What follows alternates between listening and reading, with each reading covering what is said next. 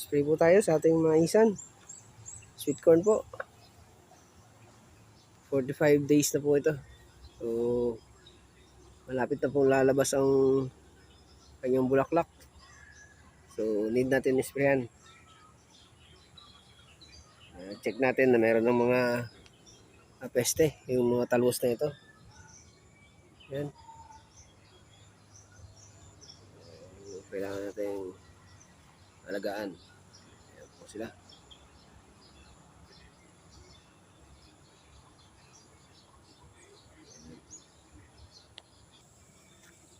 Ayan.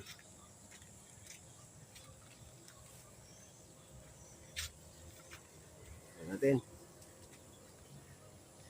May dalawang tropa po natin ng i-spray. Yun. Okay, isa